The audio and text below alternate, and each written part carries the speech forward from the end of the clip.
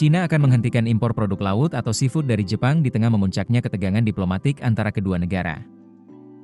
Perselisihan tersebut bermula ketika Perdana Menteri baru Jepang, Sanae Takaichi, pada 7 November, menyatakan bahwa Tokyo dapat melakukan intervensi militer apabila terjadi serangan terhadap Taiwan. Pernyataan itu memicu kemarahan Beijing, yang mengeklaim Taiwan sebagai bagian dari wilayahnya. Dalam sepekan terakhir, Cina memanggil Duta Besar Jepang di Beijing, mengeluarkan imbauan kepada warganya agar tidak bepergian ke Jepang, serta meminta mahasiswa Cina di Jepang untuk lebih berhati-hati. Media pemerintah Cina juga melaporkan bahwa rilis 2 film Jepang akan ditunda di negara tersebut. Mengutip sumber pemerintah yang tidak disebutkan namanya, media Jepang termasuk NHK melaporkan bahwa penghentian impor seafood itu dilakukan sebagai langkah pemantauan terhadap pembuangan air limbah yang telah diolah dari PLTN Fukushima.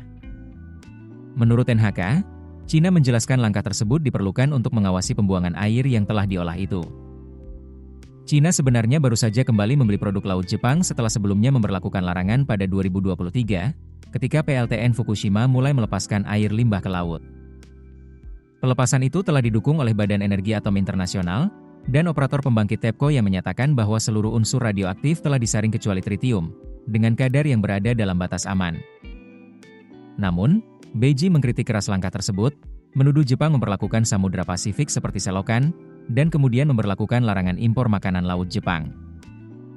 Rusia kemudian mengikuti langkah tersebut.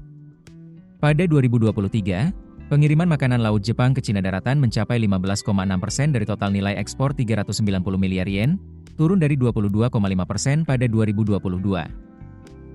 Kementerian Pertanian Jepang, yang membawahi Badan Perikanan, serta Kementerian Luar Negeri, tidak segera memberikan komentar ketika dihubungi AFP.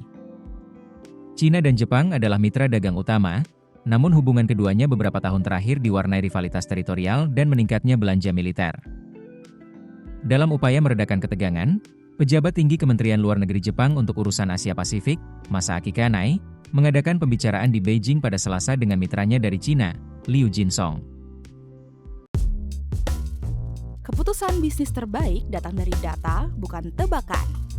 Mudah berlangganan Business Insight dengan subscribe with Google.